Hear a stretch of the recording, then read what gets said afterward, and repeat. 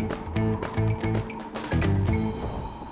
has been a very active summer in terms of tornadoes across Canada. We had a possible tornado yesterday in Alberta, the day before in Quebec. So we're going to talk about how these tornadoes form. A traditional tornado has a setup similar to this. We've got wind at the surface that's moving probably at a pretty good speed, but winds higher up in the atmosphere move much stronger. This creates an imbalance. This is something we call shear, when we've got winds moving at different speeds at different heights in the atmosphere. And what this does is it creates this rotating column of air.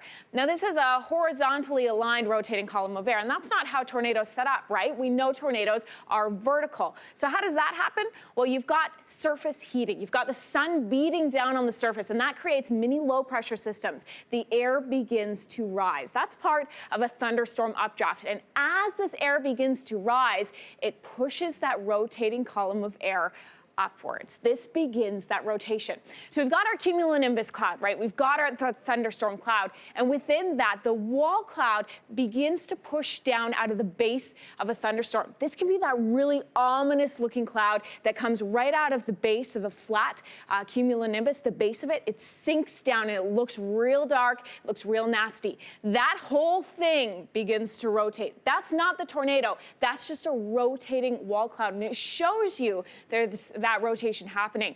Now this begins to build downward. That's the first step. We'll get a funnel cloud creeping out. If it doesn't touch the ground, it's just a funnel. But if it reaches down, if that funnel reaches down and touches the ground, it is classified as a tornado. Now a tornado can lift, go back into being a funnel cloud. It can touch back down. Generally, tornadoes last about 15 minutes at most. Some obviously can go a lot longer. They can travel far distances and create incredible damage. Investigators from Environment Canada go out to the communities afterwards and estimate the strength of the tornado. Because they're so small, it is impossible to know how fast those winds are going when they're actually happening. Some technology has been created where they'll launch probes into the tornadoes. It's obviously very dangerous to do so. So investigators go in afterwards. They look at the damage on the ground, they estimate how bad it was, then they issue the rating afterwards. Okay, in 10 seconds or less, more tornadoes because of climate change. Absolutely. Warmer air can hold a lot more moisture, and we know that for these most severe thunderstorms, you need three things. You need heat, you need humidity, and then you need some sort of lift, which would be a cold front or surface heating.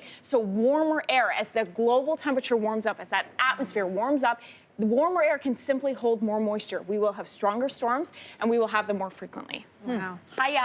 I'm just going to stay right here on this. You know what? We cover a lot of tornadoes in the aftermath, right? The damage and the destruction or the watching of them. But it's fascinating to see how they actually come together. Thanks for that, Kelsey. They're very hard to forecast because they are such small microsystems. Big stuff's easier to see, as we know in any situation. But the teeny tiny stuff is harder to forecast. We're getting better.